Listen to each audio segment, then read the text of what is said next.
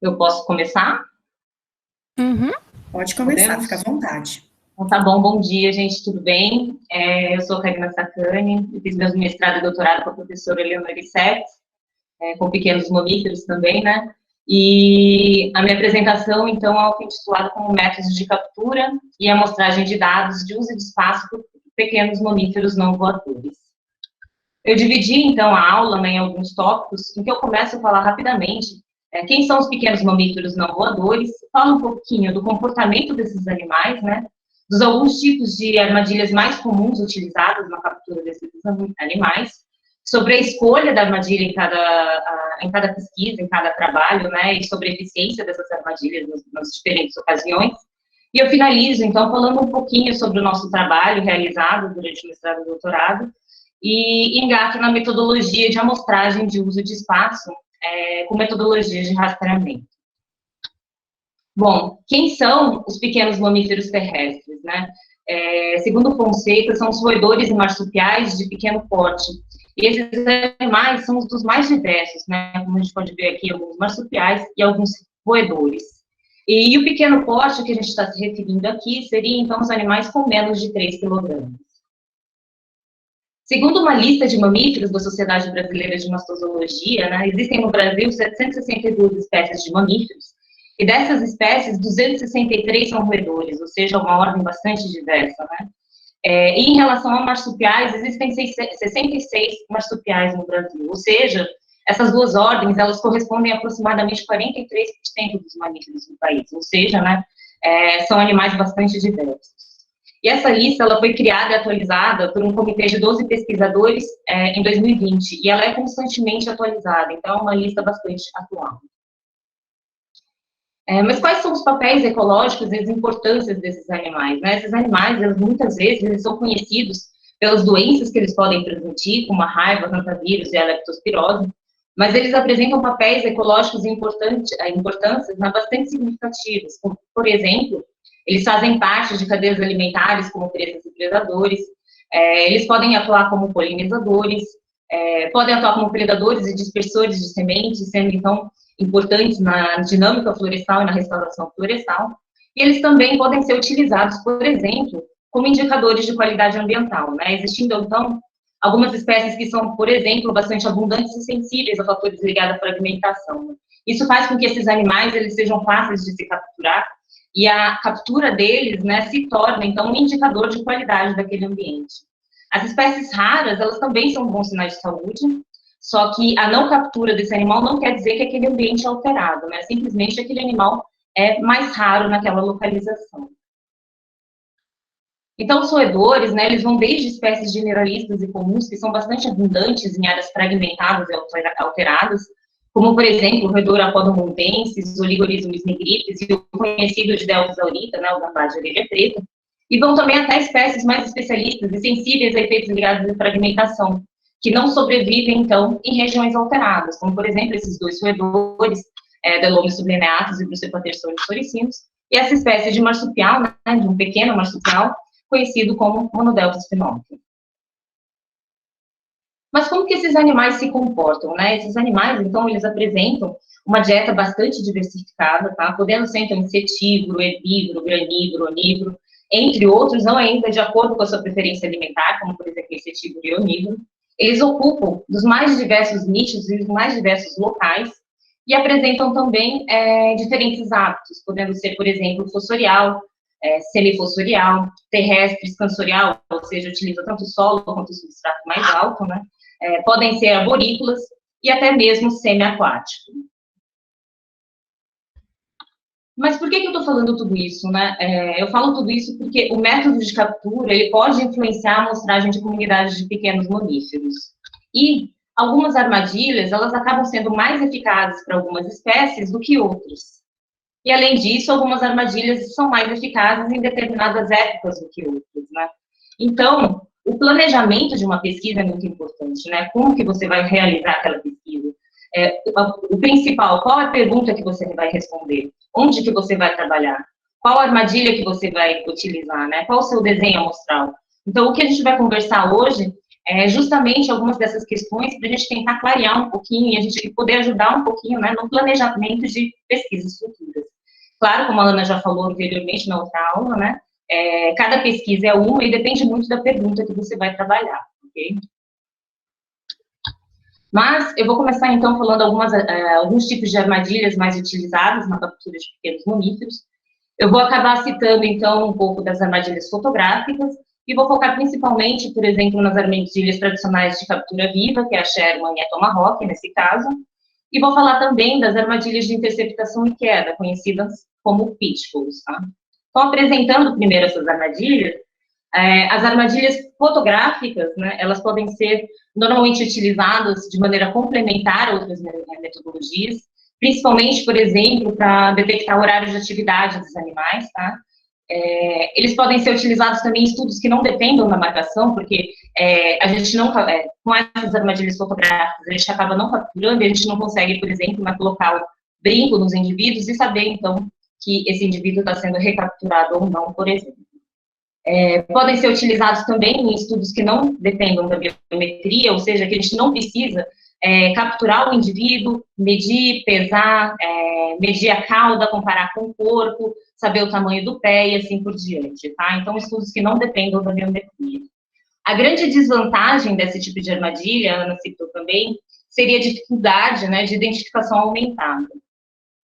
Trabalhar com pequenos mamíferos já é bastante complicado ao vivo, né? Quando você está em campo, muitos desses animais a gente não consegue identificar facilmente. A gente precisa investigar a cor do pelo, o tamanho do pé, se existem pelos na orelha, qual é o tamanho da orelha, os olhos. Então, ter o animal ao vivo em mãos facilita muito na identificação, que já é difícil, tá? Tanto é que muitas das vezes a gente não consegue chegar a nível de espécie em campo e a gente precisa, então, coletar esses animais e identificar através de cariótipos, como a gente tem aqui, e uma espécie de Apodomontensis que a gente capturou na Serra do Japi. Então, né, nas armadilhas fotográficas, apenas com um vídeo ou com uma foto, acaba sendo muito difícil a gente conseguir chegar a nível de espécie para esses animais, tá bom? Então, essa seria uma grande desvantagem dessa metodologia.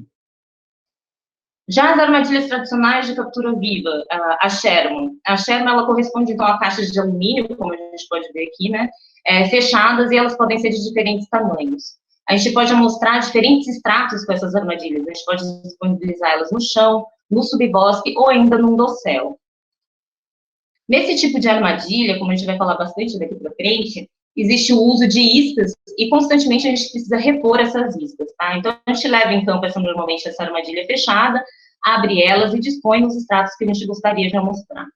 A gente coloca a isca, né, no fundo da armadilha, o animal entra na armadilha, pisa no dispositivo, e esse dispositivo fecha com o animal ali dentro. A armadilha Tomahawk, ela é também, né, de captura viva, e elas correspondem às gaiolas, que também podem ser de diferentes tamanhos, como a gente pode ver aqui. E elas também podem ser dispostas, né, em diferentes estratos, no solo ou então em cima de árvores, como aqui nessa foto, por exemplo. E da mesma forma, o animal, a gente coloca a isca no fundo da armadilha, o animal entra e a portinha, então, fecha. O terceiro tipo de armadilha que a gente vai comentar é a armadilha de interceptação e queda, tá? Que são conhecidas também como as pitfalls, que são os baldes enterrados no solo e conectados, então, por uma cerca guia, que pode ser uma lona, uma tela, que deve ser, então, enterrado no chão, né, para quando o animal passar por aqui, bater na tela e ser guiado, então, até a armadilha. Atualmente, né, existe um estudo também que utilizou essas armadilhas de baldes de maneira suspensa, tá?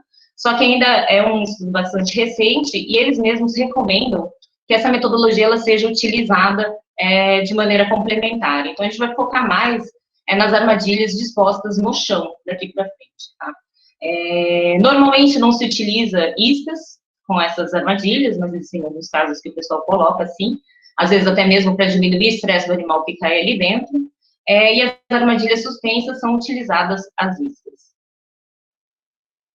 Mas, enfim, dessas armadilhas que a gente vai conversar mais, né, qual escolher, né, qual utilizar? Aí a escolha da armadilha, ela depende de diversos fatores, como, por exemplo, o local que você vai trabalhar, de influências, né, de fatores que influenciam, desculpa, a eficiência das armadilhas, e principalmente da pergunta a ser respondida. Então, a gente vai trabalhar um pouquinho em cima disso.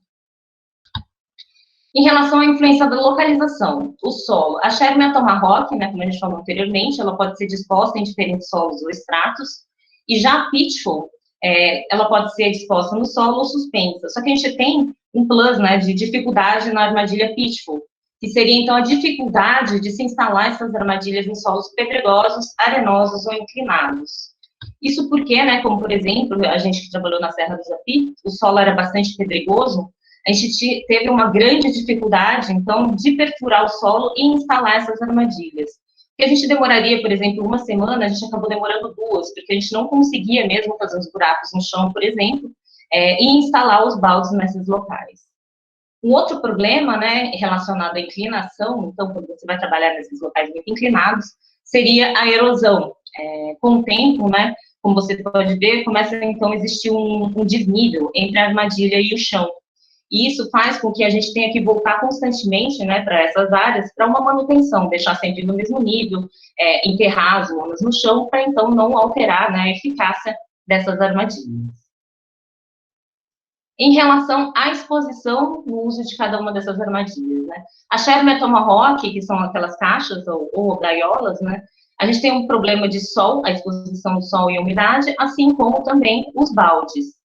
E nos diferentes estudos, então, a gente tem que tomar estratégias que devem ser pensadas, então, com a finalidade, né, de se reduzir esse estresse dos animais nas diferentes áreas, com suas diferentes peculiaridades. Por exemplo, a Sherman, né, a gente deve evitar, então, de deixar ela muito exposta ao sol, porque existem diferentes estudos, por exemplo, que mostram que a temperatura dentro da Sherman, ela pode chegar a aumentar 14 graus Celsius, e isso, para um animalzinho pequeno, como o roedor, por exemplo, né, é bastante grave, vamos dizer.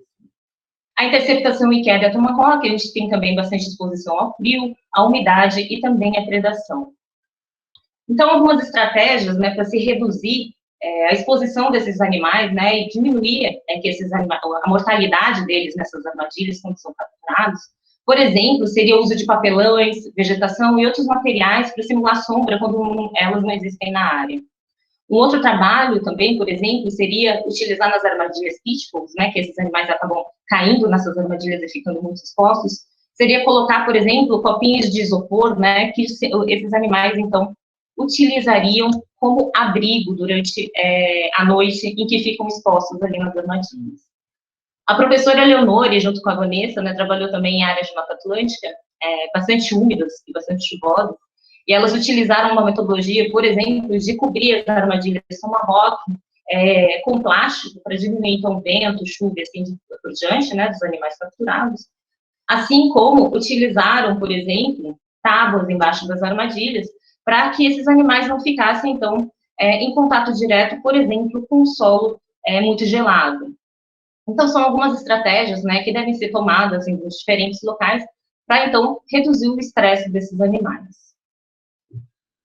Já em relação em áreas de inundações e enxurradas, claro, a gente sempre deve evitar essas áreas, mas normalmente a gente não sabe, né, e isso aconteceu comigo, por exemplo, na Serra do Japi. A gente não sabe se essas áreas são suscetíveis, por exemplo, a enxurradas, a alagamentos e assim por diante. A Sherman Tomahawk, existe a perda nesses casos de isca, né, disparo acidental da armadilha, então acaba inativando essas armadilhas, e as armadilhas pitfalls, que são os baldes, elas acabam inundando. Então, recomendado para as pitfalls seriam os furos no fundo do balde para tentar escoar ao máximo essa água. Nesses casos, o maior problema, então, seria a perda dos animais por afogamento e hipotermia. Então, evitar essas áreas é sempre o melhor. Em relação à instalação dessas armadilhas, né, quando a gente trabalha com Sherman Tomahawk ou com Pitfall, a Sherman Tomahawk depende muito se você vai levar as armadilhas para dentro de campo e deixar elas, ou se você só vai, por exemplo, levar as armadilhas e deixar elas pelo tempo que você realizar a amostragem, por exemplo, durante um ano e assim por diante, né. Mas, do mesmo jeito, o primeiro dia, normalmente, é muito trabalhoso, tá? Principalmente porque você tem que carregar 100 armadilhas, por exemplo, para dentro de um fragmento, abrir todas elas, iscar todas elas, dispor nos estratos que te interessam, e assim por diante. A mesma coisa com a Tomahawk, né? Então, é um grande esforço inicial e um grande esforço ao final da coleta que você tem que tirar essas armadilhas do local. A Pitfall também existe esse trabalho, né, de você levar todos os baldes por dentro, mas normalmente você faz a instalação, por exemplo, antes de começar a amostragem. Então, existe um grande esforço inicial, por exemplo, de 1 ou 2 semanas, que você instala essas armadilhas, mas posteriormente você sempre volta a esse local para verificar se existem animais dentro deles, né, apenas abrindo ou fechando os baldes. Então, o esforço mesmo, né, é mais anteriormente. E em relação à localização onde você vai colocar essas armadilhas, depende também do risco de furto, porque a Sherm e a Tomahawk, elas são bastante visadas, né, principalmente devido à composição delas, de alumínio, de aço e assim por diante. E a Pitfall, existem outros tipos de riscos relacionados à utilização dessa armadilha, né? No meu caso, na Serra de Japi, foi o vandalismo. Quando eu cheguei na armadilha, por exemplo, né, a minha cercaria estava toda derrubada e estava cheia de papel higiênico dentro de uma das armadilhas. Então, são coisinhas que você tem que, né, fatores que você tem que levar em consideração quando você vai utilizar uma Sherman, uma Tomahawk ou uma Pitfall. Se a região tiver muito risco de furto, provavelmente trabalhar com a Sherman e Tomahawk vai ser bastante complicado, por exemplo. Em relação a fatores que afetam a eficiência das armadilhas, né? Existem vários fatores que afetam essa eficiência. E a gente vai conversar principalmente em relação aos tamanhos e formatos a serem escolhidos, o espaçamento e dias de amostragem, a posição de instalação de cada uma dessas armadilhas, né, como a gente falou anteriormente, a idade e tamanho dos animais de interesse, e o uso de iscas e quais iscas, tá, junto com a disponibilidade de alimentos no meio e as estações do ano. Bom, em relação a tamanhos e formatos, armadilhas de interceptação e queda, que são os baldes que a gente falou anteriormente, né, que a gente enterra no chão esses baldes e coloca a cerqueria, o recomendado é a utilização de baldes maiores de 60 litros, tá? Isso porque quando a gente captura um animal, muitas vezes ele cai dentro do balde, se o balde não for alto o suficiente, ele consegue pular e fugir. Então, né, baldes mais profundos, de no mínimo 60 litros, evitam, então, a fuga desses animais.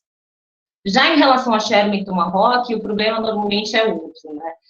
Animais muito leves, ou muito jovens ou muito pequenos, né? Muitas vezes eles acabam não disparando essas armadilhas, tá? Ele consegue consumir, por exemplo, a isca, mas ele não dispara a armadilha.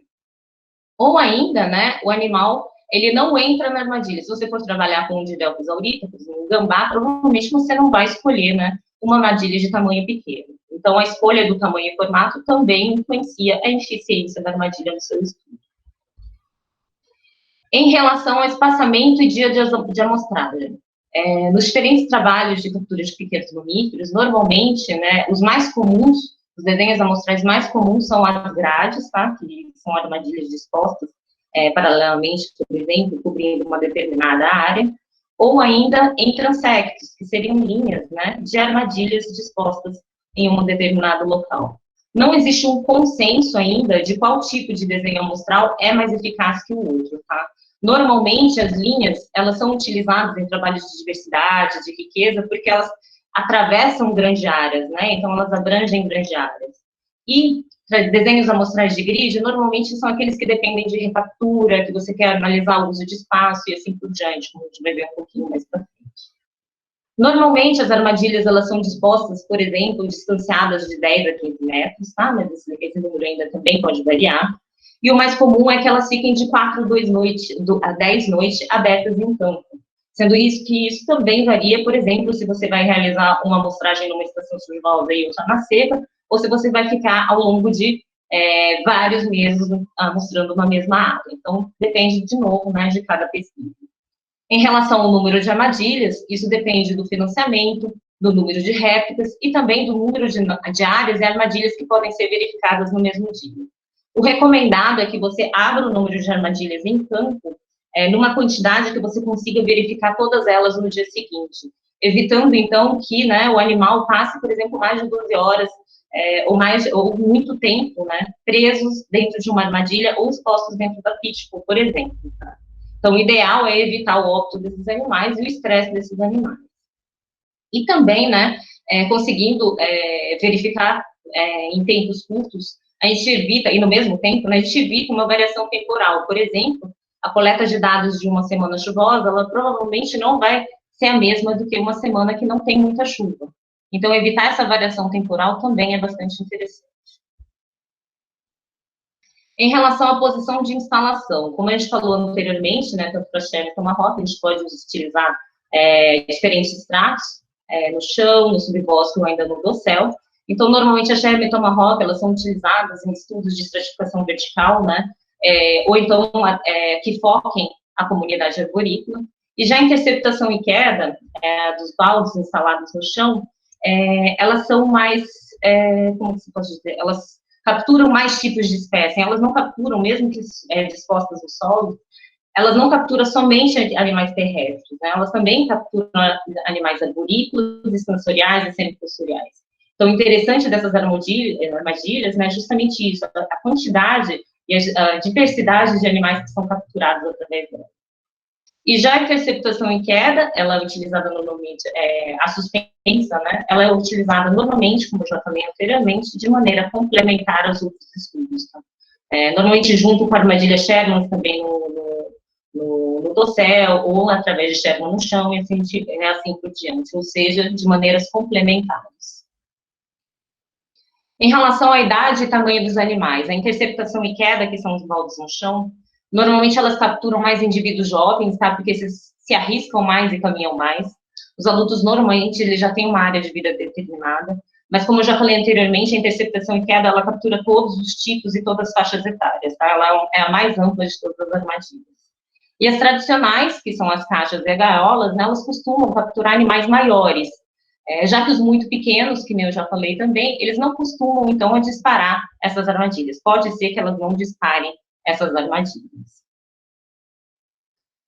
E, finalmente, né, em relação ao uso de isca, disponibilidade de alimentos e estação do ano, né, a gente juntou esses 3 itens, principalmente porque eles são bastante correlacionados, tá?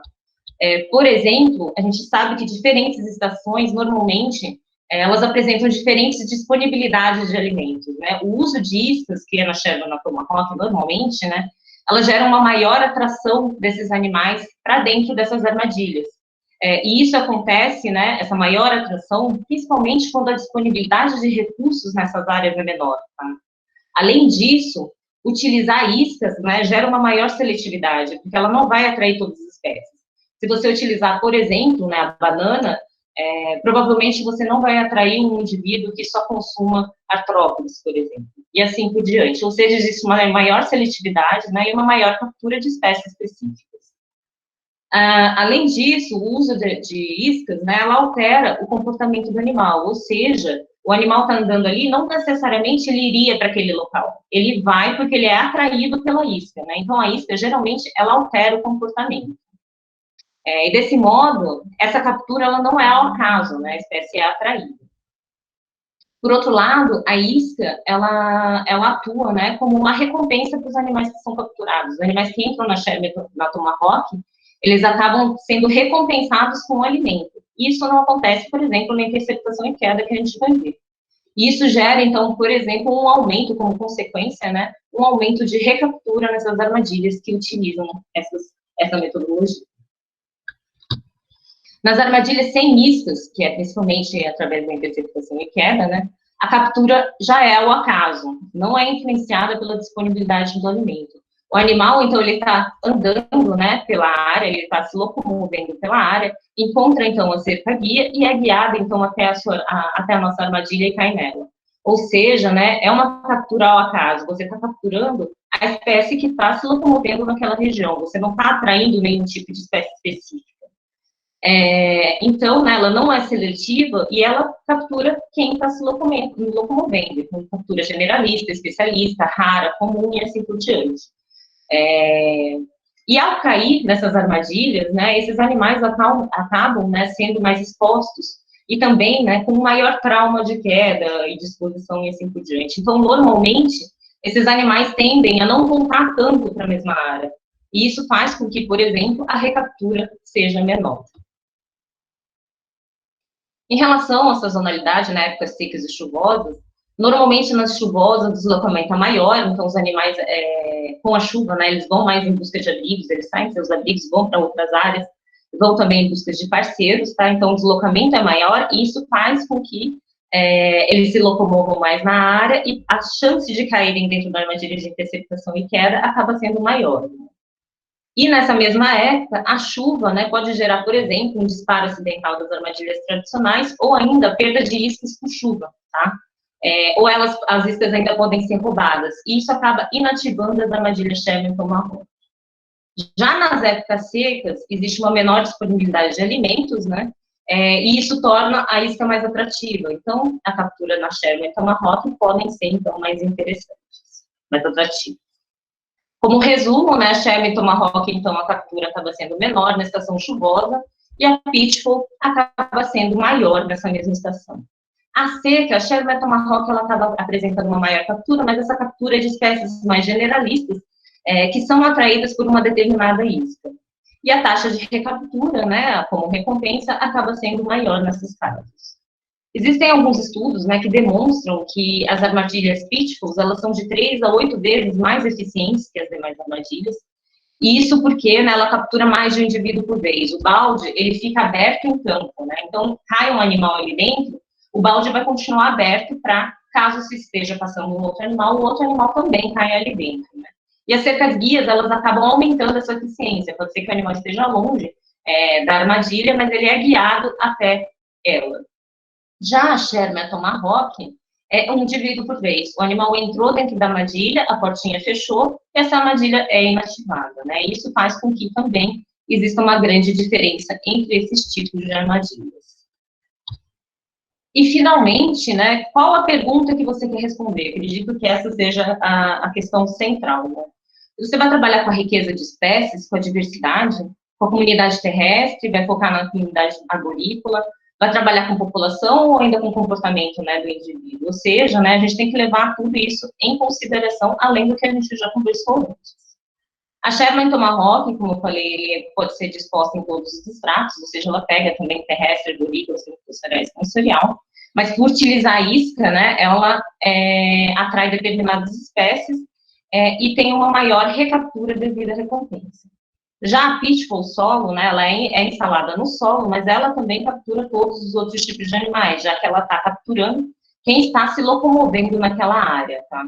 Então, ela não utiliza a isca, mas captura também espécies especialistas e raras, e também as generalistas. E a taxa de recaptura nesse tipo de armadilha, né, é menor, principalmente devido ao trauma desses animais ali ao caírem nessas armadilhas. Então, a recomendação, no geral, quando a gente vai comparar esses três tipos de armadilhas, é que se utilize a armadilha de interceptação e quebra, ou seja, a armadilha pitfall, né, os baldes instalados no chão. E principalmente em estudos que estão relacionados, por exemplo, à riqueza e à diversidade das comunidades.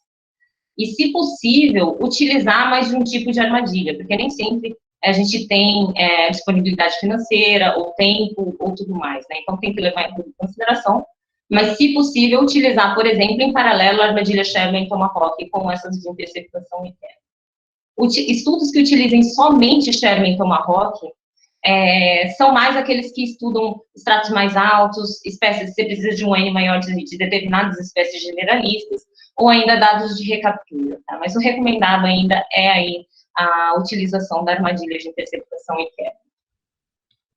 Então, diante disso, né, a gente trouxe também alguns dos nossos resultados, para a gente comparar com as nossas escolhas de armadilhas, e a gente trabalhou com a comunidade de pequenos mamíferos da Reserva Biológica da Serra do Japi, Jundiaí, São Paulo. Essa reserva ela é um dos últimos grandes fragmentos de Mata Atlântica da região sudeste, tá? Ela fica entre a Serra da Cantareira e a Serra da Mantiqueira, e ela é considerada um grande corredor ecotonal de elevada biodiversidade. Mas essa região também ela é constantemente ameaçada, principalmente, né, porque está próxima de grandes centros urbanos, como São Paulo, Campinas e Jundiaí. E a principal fisionomia dessa região é a floresta estacional semidecidual, tá? Nesse tipo de floresta, o dossel perde parte de suas folhas na estação mais seca. Eu trouxe, então, né, esse gráfico em que as linhas elas são as temperaturas e as barras da precipitação lá da Serra do Japi no tempo que a gente realizou a nossa amostragem. E o que a gente encontrou realmente é que existe um período mais chuvoso e mais quente e também um período mais seco, tá? E mais frio. E a maior disponibilidade de recursos é justamente, então, na época mais chuvosa.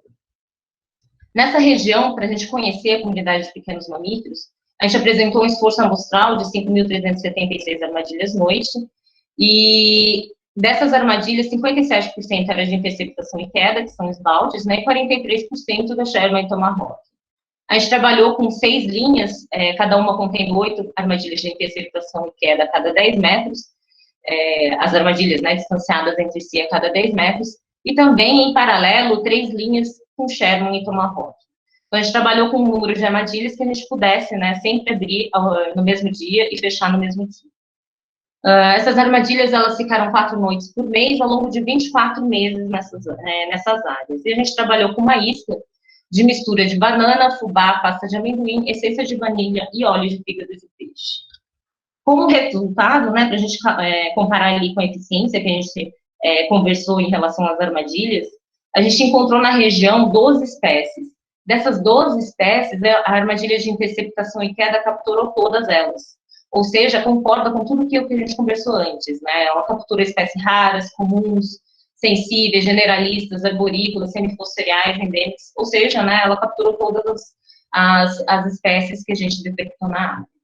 Já a armadilha Sherman, que era a caixa de alumínio fechada, a gente só conseguiu capturar, né, 7 das 12 espécies, concordando também com o que a gente falou, porque a gente capturou principalmente nessa região as espécies mais comuns.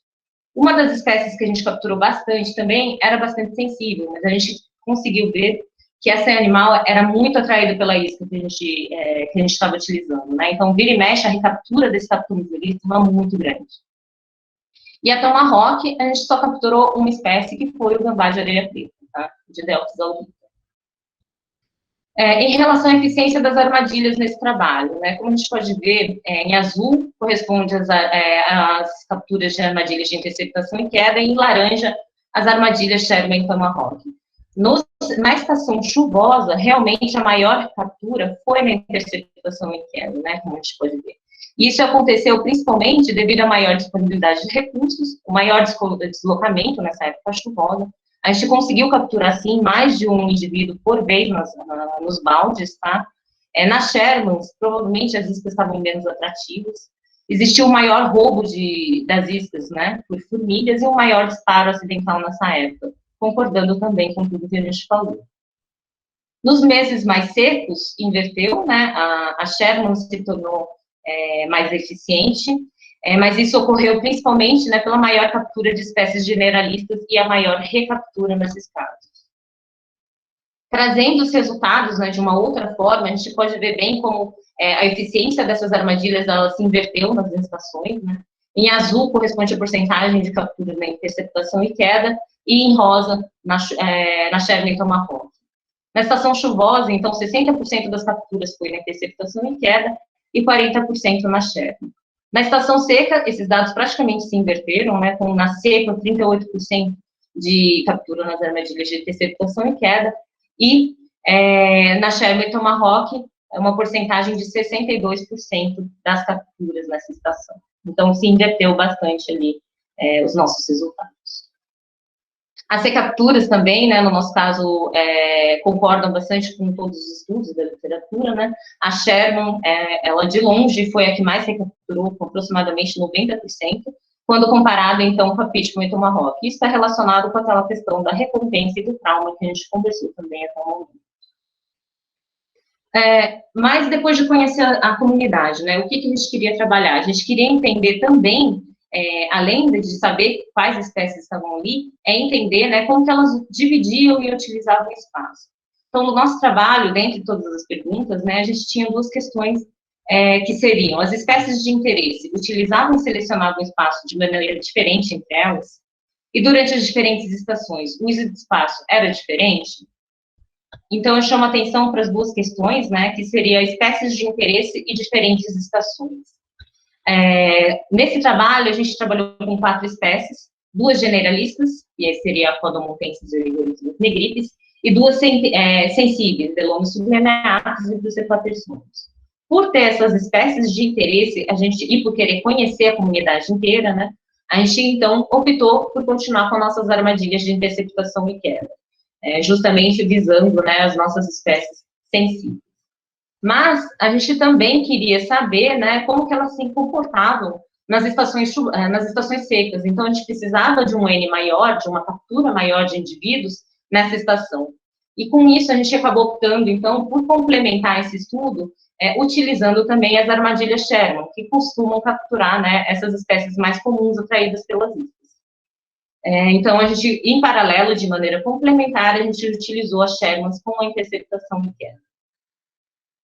Mas como coletar os dados de uso e seleção espaço nessas duas questões, né? Como que a gente ia fazer para saber exatamente o que esses animais estavam utilizando nessas áreas? A gente teria como opção, né, alguns métodos de amostragem de uso de espaço, que seria, por exemplo, as mais comuns, a captura, marcação, recaptura, a radiotelemetria ou o carretel de linha. Eu vou falar rapidinho um pouquinho sobre cada uma delas, né, e vou falar mais especificamente com o que a gente trabalhou, que foi o carretel de linha. A metodologia de amostragem de uso de espaço, de captura e marcação com recaptura, ela normalmente é realizada com armadilhas tradicionais, né, a Sherman e a Tomahawk, que seriam as caixas de alumínio e as de gaiola, e normalmente o desenho amostral é de grid, em que você captura o animal em uma armadilha, né, marca ele com o brinco, solta o animal e espera ele ser recapturado em alguma outra armadilha. A desvantagem dessa metodologia, ela utiliza isso, ou seja, ela é bastante criticada por isso, né? Porque o animal, ele é atraído para essa isca, então o comportamento dele é alterado, não necessariamente ele iria para essa região.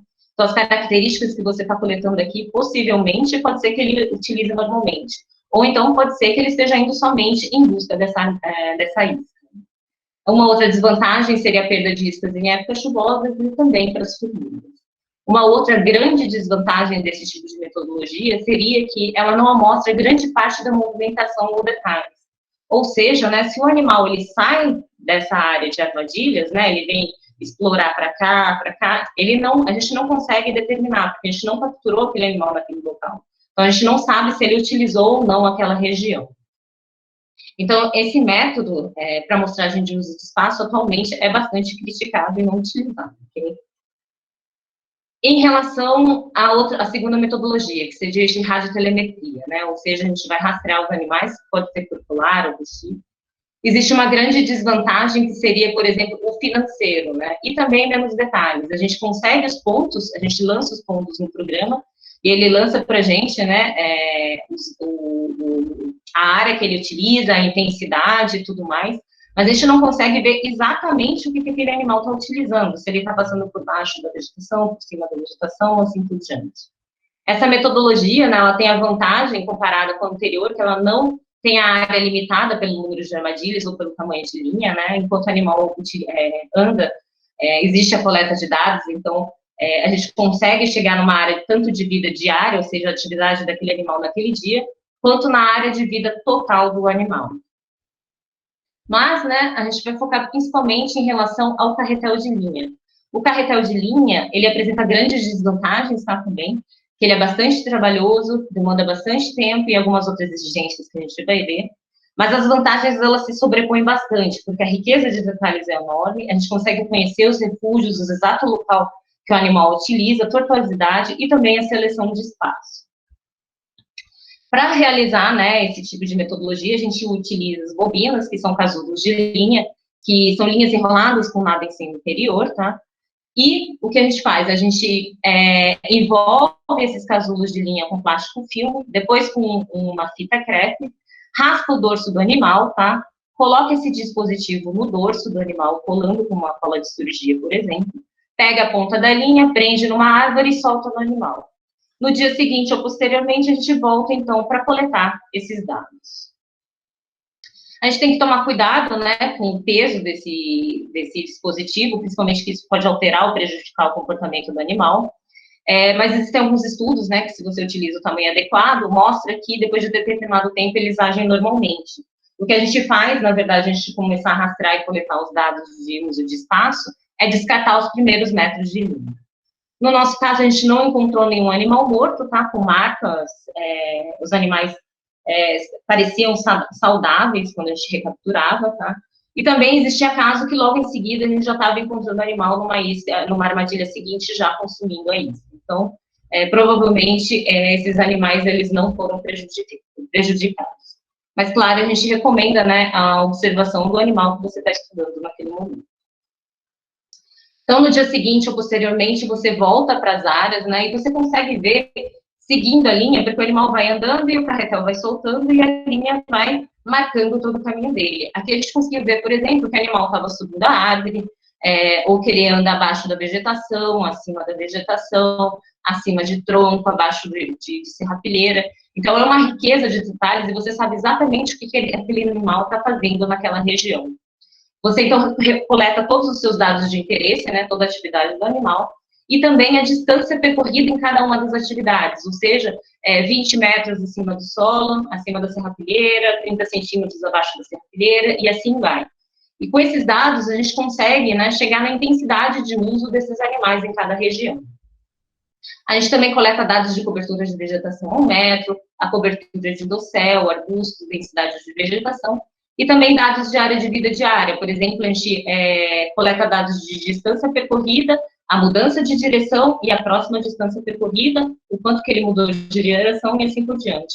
Desse modo, a gente consegue chegar, né, à área de vida diária do animal, ou seja, quanto que ele utilizou de área naquele momento, né, em que a gente estava rastreando, então, o carretel de vida.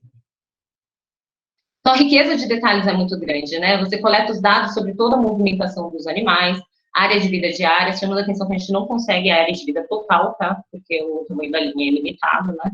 A gente sabe onde que eles sobem, onde que eles vão, a porcentagem de cobertura, abaixo de pedra, bambus e bromélias. A gente consegue, por exemplo, né, diferenciar as atividades de machos e fêmeas, a distância percorrida de machos e fêmeas, qual que é a atividade numa estação seca ou numa estação chuvosa, e qual tipo de abrigo uma determinada espécie utiliza. Então, a riqueza de detalhes que você consegue através dessa metodologia é bastante grande. Mas, como toda metodologia, né, existem as desvantagens. Por exemplo, dos nossos animais de interesse, o Aquadon montensis, né, o nosso roedor aqui, a gente capturou 75 indivíduos deles, mas a gente só conseguiu rastrear 24 deles. A nossa segunda espécie, de 67 indivíduos, a gente só rastreou 15. De 6, a gente rastreou 3. E, finalmente, né, de 8, a gente só rastreou 3 indivíduos. Isso aconteceu por quê? Porque a gente não coletava, né, não rastreava, por exemplo, indivíduos recapturados, a gente não rastreava indivíduos muito fracos, porque instalar o dispositivo no dorso desses animais podia levar esses animais ao óbito. Animais menores que 20 gramas, porque provavelmente esse dispositivo poderia alterar o comportamento dele por ser muito pesado. Indivíduos agitados e molhados a gente não conseguia instalar, ou que o carretel caía, ele arrebentava, e até mesmo, né, o difícil acesso desses animais. A gente também não rastreou, então, indivíduos grávidos ou lactantes, e também não os indivíduos que fugiram, obviamente. Mas a vantagem ainda ela ser sobreposta devido principalmente à riqueza de detalhes que a gente consegue. Relembrando do nosso trabalho, tá, que a gente queria saber o uso do espaço desses animais, a gente coletou, então, dados de cobertura por vegetação, densidade de vegetação em 3 alturas, né, abaixo do céu, e também a distância percorrida em cada tipo de atividade. E o que a gente viu, né, através de uma análise de componentes principais, por exemplo, em que o polígono verde corresponde aos indivíduos de Aquadon capturados na chuvosa, e o roxo do olivo capturado na chuvosa, e vermelho, Aquadon na seca e verde, olivo na seca, é que a gente não conseguiu separar, né, esses animais em relação a atividades. Tá? Para a direita do gráfico, que a gente pode ver, existe uma maior cobertura de dossel, tá? E para a esquerda, uma maior densidade. Esse eixo, ele explicou 66% da variação dos nossos dados. E o que a gente viu é que a sobreposição, né, desses indivíduos de diferentes espécies era bastante grande. Então, a gente não conseguiu, né, separar a atividade desses animais. Mas, através dessa metodologia, o que a gente viu é que durante a estação seca, né, utilizando o dossel, esses animais utilizavam a mesma área, um dossel mais coberto. Chegada à estação seca, além dessa região de maior cobertura de dossel, os animais também utilizaram regiões mais densas, de vegetação mais baixa, ou seja, né, a variação individual aumentou. Além daquela região da chuvosa, eles também estavam buscando outras regiões mais cobertas. E isso se deve principalmente, né, devido à busca por mais recursos e também por uma proteção contra a predação. Então, a gente conseguiu, né, analisar, através dessa metodologia, o comportamento desses animais nessas diferentes estações. Além disso, com as outras variáveis que a gente utilizou, a gente conseguiu, né, separar o comportamento em relação ao deslocamento. A gente utilizou uma análise discriminante com todos os dados de subida, descida, ou se eles utilizavam abaixo de vegetação, abaixo de bambu e etc. E o que a gente viu, né, que as variáveis que melhor discriminavam esses animais seria a máxima altura atingida e a cobertura da vegetação. Oligorismos nigripes, nossa espécie sensorial, utilizou regiões mais altas. Já a Rhodomontensis, ele utilizou, então, as regiões mais fechadas. Quando a gente separou os indivíduos capturados na seca e na chuvosa, a gente não conseguiu ver, né, o efeito das estações. A gente poderia esperar que a nossa espécie sensorial, por exemplo, em épocas em que o recurso estava mais escasso, né, que ela buscasse esses recursos mais próximos ao solo, se aproximando, então, por exemplo, da nossa espécie terrestre. Mas não foi isso que aconteceu. Os outros nossos dados normais, que não eram normais, a gente fez uma outra análise e a gente conseguiu separar, né, as espécies também em relação ao padrão de deslocamento. A Rhodomontensis, além da região mais coberta, que a gente viu anteriormente, ele utilizou também regiões mais abaixo de bambu. Bruscia pattersonii utilizou regiões mais abaixo de serrapilheira. E já o Oligorismos nigripes, né, além das regiões mais altas, ele também, né, andava mais acima das vegetações. Então, através dessa metodologia, a gente também conseguiu separar a atividade desses animais em relação ao padrão de deslocamento. Ou seja, né, essa metodologia, ela apresenta grandes vantagens quando comparadas, principalmente devido à riqueza de detalhes, aos padrões de deslocamento. A gente consegue saber o exato local que esse animal utiliza, a gente consegue diferenciar algumas atividades entre as espécies, né, e também o comportamento em diferentes estações. Então, como conclusão, na verdade, o que a gente quis trazer, né, diversas informações que poderiam ajudar no seu planejamento, né, em relação à eficiência das armadilhas ou eficiência de rastreamento, mas o que a gente tem mesmo como recomendação é a utilização da armadilha de interceptação e queda, tá? Principalmente para estudos de riqueza e diversidade, tá? Mas tudo depende, que nem a Ana falou anteriormente, né, da questão a ser respondida e do grupo a ser estudado. O que a gente deve levar em consideração, então, a espécie, a população, a comunidade, o período de amostragem e também o valor de investimento. Mas em todos os tipos de trabalho, né, a gente sempre tenta melhorar o bem-estar do animal durante a captura e também sobre o rastreamento. Tá? E vale enfatizar também, né, a riqueza de detalhes do carretel de linha. Mas, e não esquecer do quanto que essa atividade é trabalhosa também. Bom, eu queria agradecer, né, o convite para realizar essa palestra, aos organizadores da Universidade Federal do ABC, né, da Semana da Biologia, e também, né, professor Eleonor e todo o pessoal do laboratório por organizar tudo isso. E é isso. Obrigada, pessoal.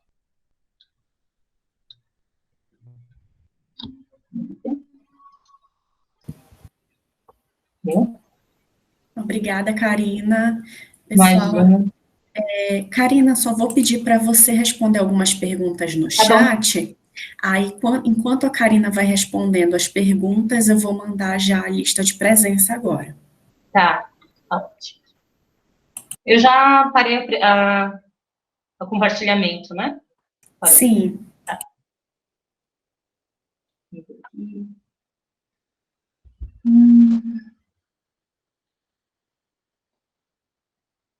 E sempre vejo fotógrafo, fotografava muito cuicas durante as procuras noturnas aqui no oeste da Amazônia. É possível saber o gênero, marmosa, matançopsis, gracilianus, através da fotografia? Olha, eu particularmente eu acho muito difícil identificar esses animais por fotografia, por vídeo, tá? Porque, principalmente para os roedores e marsupiais, né, as diferenças, às vezes, elas são muito, muito, muito sutis. Por exemplo, do gracilianus com marmosa, às vezes é 1 centímetro de pelo no início da cauda, por exemplo. Então, são diferenças que são bem sutis na hora de identificação. Então, eu acho que é um pouco arriscado a gente saber só por foto. Talvez, sabendo qual que as espécies que estão na área e tentar, né, ligar com as características da fotografia, a gente consiga chegar um pouquinho mais próximo de quem está lá. Mas, assim, eu acho bastante complicado esse tipo de metodologia para chegar numa identificação em espécie. Tá?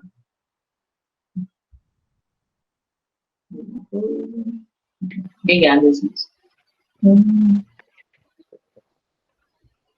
Tem mais pergunta aí, Karina. Tem? Mais para Deixa eu cima. falar. Pode voltar lá, tem uma assim, ó. Na questão das Shermans e Tomahawk, existe um espaçamento padrão na hora de instalação? Da Sherman Tomahawk. Assim, o padrão, o pessoal costuma utilizar, que nem eu falei anteriormente, de 10 a 15 metros ou 20 metros entre as armadilhas, tá?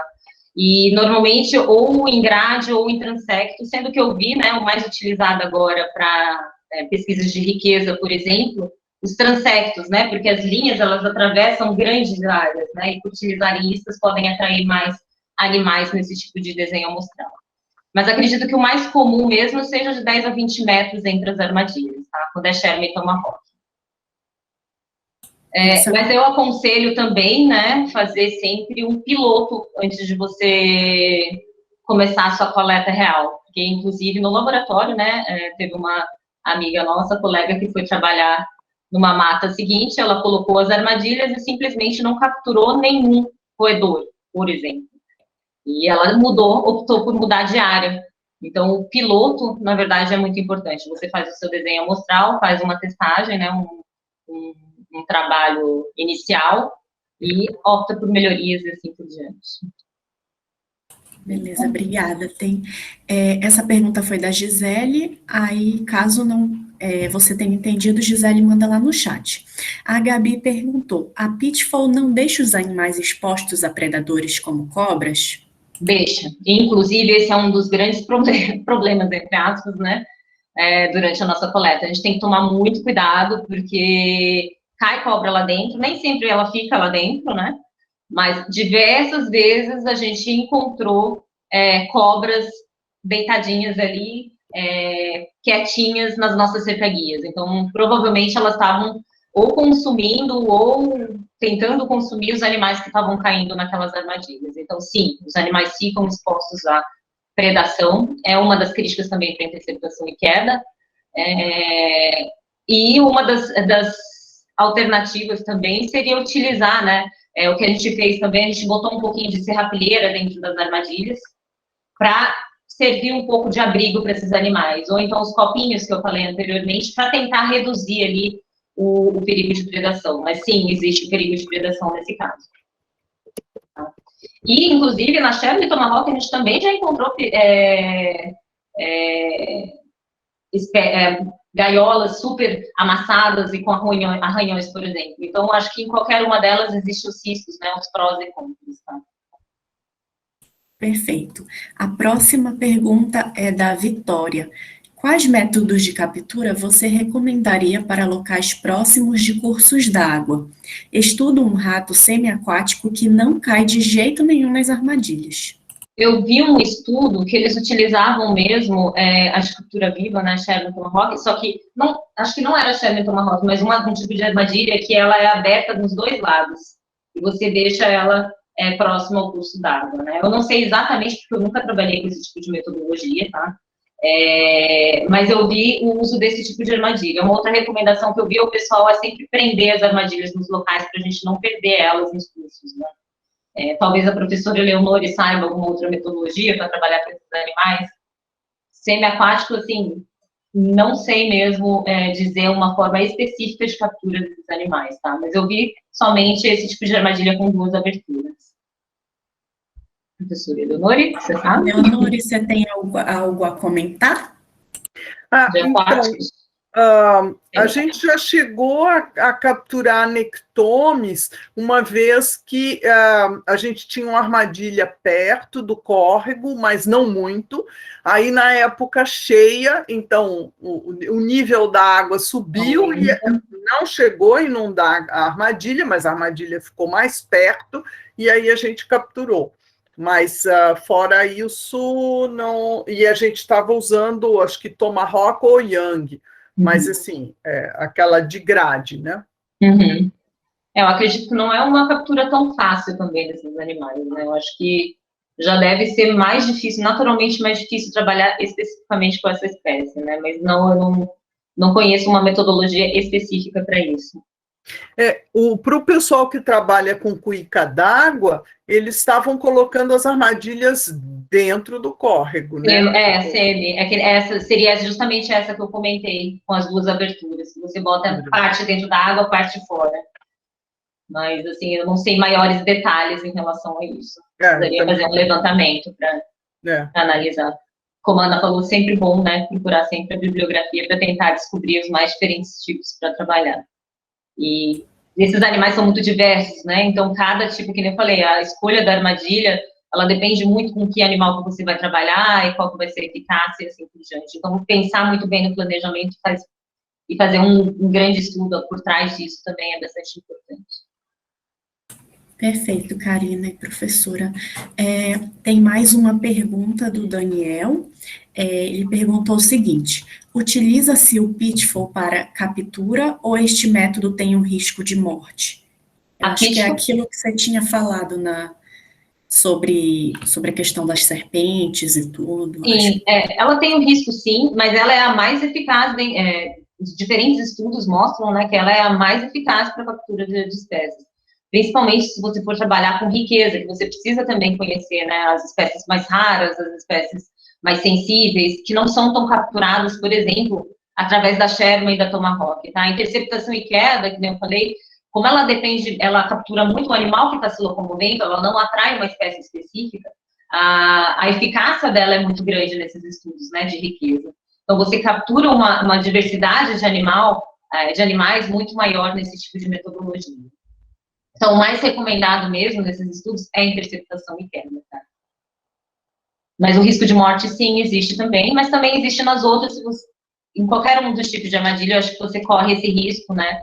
E por isso a importância também de você sempre tentar diminuir esse risco, tentando diminuir que esses animais vão ao óbito, né? Perfeito. Acredito que a última pergunta seja da Gisele, né? A próxima na hora da identificação dos pequenos, nós realizamos a biometria, mas algumas espécies, as medidas são muito semelhantes. Nesses casos, que outras características poderíamos observar?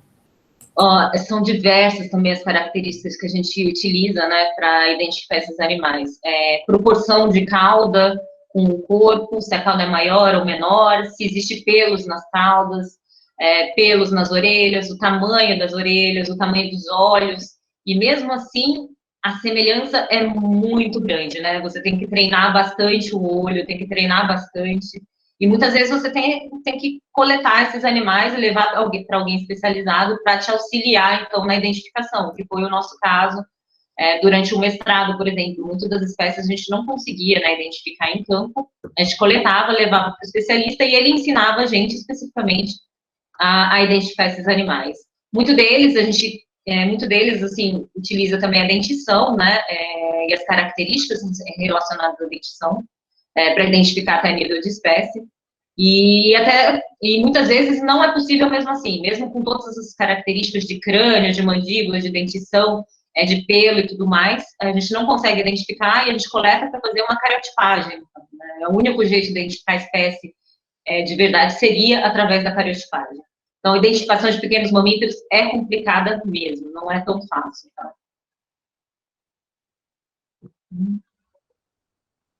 O Daniel perguntou se é possível pegar mais de um animal na mesma armadilha. Sim, é possível, principalmente na interceptação e queda, né, que o balde fica aberto em campo, tá? O balde fica aberto, então o animal vai passando, quem está passando vai caindo, né? A armadilha não é inativada que nem nas armadilhas de alumínio ou de grade, né, que você utiliza isso, o animal pisa no dispositivo e a portinha fecha. Então, a interceptação e queda, a eficiência dela aumenta muito também, porque os animais vão caindo enquanto eles se locomovem naquela área. O que pode acontecer também, algumas vezes que a gente encontrou, foi, por exemplo, um animal, os dois animais que caíram na mesma armadilha brigaram e assim por diante, né? Mas a gente captura, sim, mais de um tipo de indivíduo, e isso é bastante comum, inclusive, na interceptação e queda. E a gente, às vezes, pega, inclusive, outros animais que a gente não espera, tá? Teve uma vez que a gente passou por lá, tinha um tatu dentro, a gente já pegou teiu, a gente já pegou cobras, né, várias, lagartos, que mais? sapos, caranguejeiras. Nossa, infinitas. Que mais? Cobras. E na Sherman, inclusive, eu já consegui capturar um sagui, tá? Juro. Foi, assim, inacreditável. Eu cheguei perto, a Sherman tava loucamente pulando sozinha. Eu falei, gente, o que é isso? O que eu capturei? Fui morrendo de medo lá. E abri, era um sagui enlouquecido, tadinho dele. Mas foi atraído pela isca, né? Não seria de outra forma. Não lembro mais de outro.